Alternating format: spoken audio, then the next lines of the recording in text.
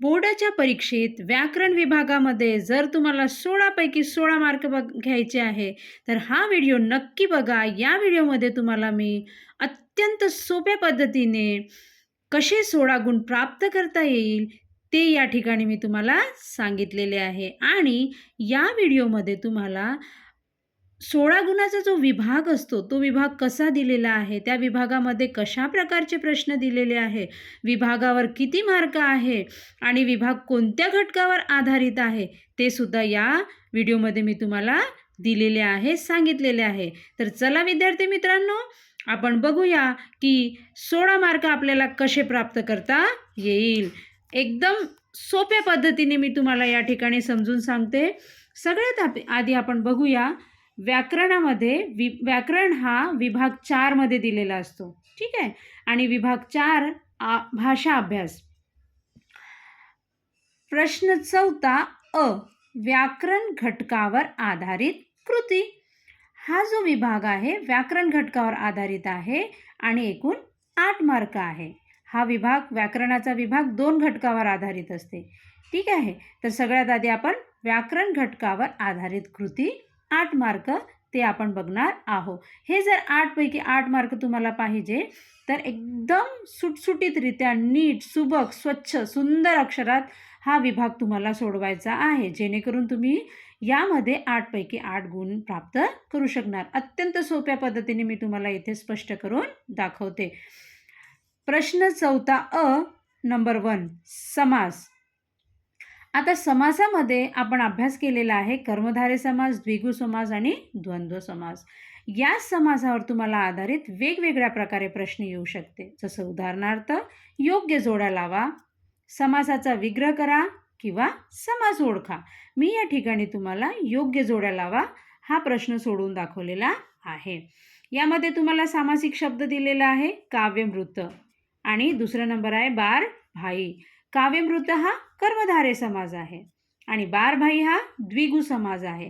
द्विगु समास अत्यंत सोप्या पद्धतीने तुम्हाला ओळखता येते. जसं बारभाई, ज्या ठिकाणी संख्या दिलेली आहे तुम्हाला, तो झाला द्विगु समास. प्रश्न 4 2 या प्रश्नामध्ये तुम्हाला शब्दसिद्धी सोडवायचा आहे. ठीक आहे. हा जो प्रश्न आहे हा शब्दांवर आधारित आहे. पुढील तक्ता पूर्ण करा.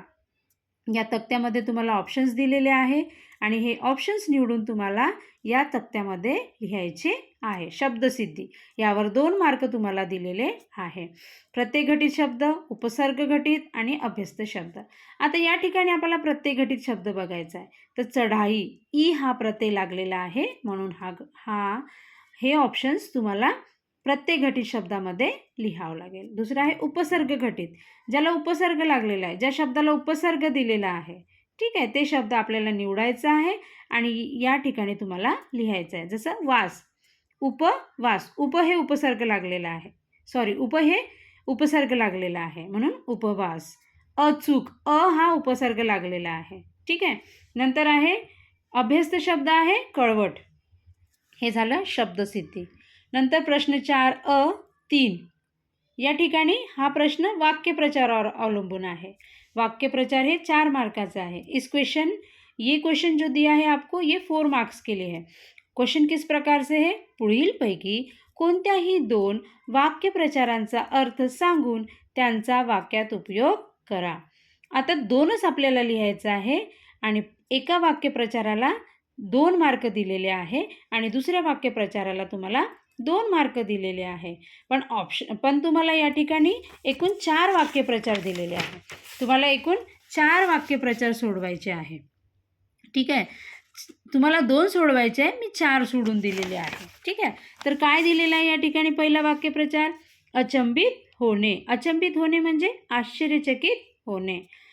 वाक्य काय दिलेलं आहे? समोर अचानक आलेले मित्र पाहून सुजय अचंबित झाला. अर्थावर 1 मार्क आणि वाक्यावर 1 मार्क, असे एकूण 2 मार्क एका वाक्यप्रचारावर आहे. म्हणून हा प्रश्न तुम्हाला हमखास सोडवायचा आहे. जर तुम्हाला अर्थ येत असेल तर अर्थ लिहा. अर्थ लिहिल्याबरोबर तुम्ही तुमच्या मनाने सुद्धा वाक्य बनवू शकता. ठीक आहे. नंतर 2 मध्ये दिलेलं आहे सार्थक होणे. सार्थक होणे म्हणजे काय? सफल होणे.